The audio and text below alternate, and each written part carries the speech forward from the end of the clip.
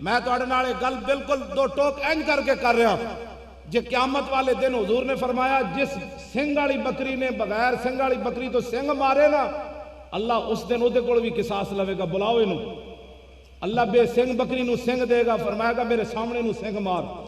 میرے آقا اس ویلے رو پیسا نہیں، حدیث اپنا فرمان بیان کر دیا، اتنے عدل والا دن ہونا ہے۔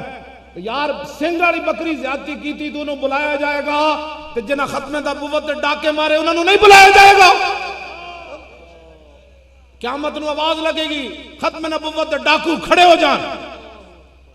پھر آواز لگے گی ختم نبوت ڈاکو نو جنہ ووٹ دیتے وہ بھی کھڑے ہو جان، جنہ انہوں نے نعرے لائے وہ بھی کھڑے ہو جان، جنہ انہوں نے سپورٹا کی تھی وہ بھی کھڑے ہو جان۔ اسی تو انہوں غلط پاسے نہیں لایا، ایک قیامت نو آواز لگنی جنہ ممتاز پھٹے لایا وہ بھی کھڑا ہو جائے، جنہ ممتاز دہشت گرد قرار دیتا وہ بھی کھڑا ہو جائے، تے جنہ مسیطہ دے سپیکر لائے وہ بھی کھڑے ہو جان، تے جنہ میرے دشمنوں نو بہن برا کیا وہ بھی کھڑے ہو جان۔ او دے مقابلے پھر آواز لگے گی جڑے ٹھنڈیاں ہواواں فیض آباد لبیک دے نعرے لاندے رہے وہ بھی کھڑے ہو جان۔ تاجدار ختم نبوت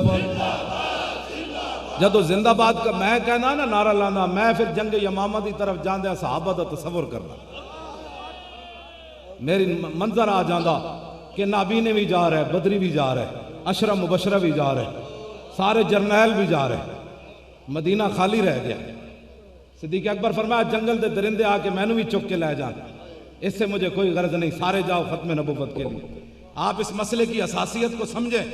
کوئی بندہ اس مسئلے میں بات کرے اور پھر آپ سن لیں، اپنے لیڈروں کی صفائی دے اور آپ اپنے نبی کے بارے میں بات نہ کر سکیں یار، پھر مر نہ جائیں ہم اس سے پہلے پہلے۔ مجھے ہماری مجلس شورا اور عاملہ بھی اس دفعہ ہالینڈ کے مسئلے میں تھوڑی جی انہیں سستی دکھائی، جدوں ساڑی میٹنگ ہوئی تو سارے میں نے اگر مگر کرنا شروع ہو گئے، 5 دن کے مہلت دیں، اینج کریں، انہاں ملاقات کریے، ہم وفد بھیجیے۔ جدوں آخر جب میری باری آئی میں کہو خیر ہے تو انہوں کی ہویا، میں کہا خیر ہے تو انہوں کی ہویا،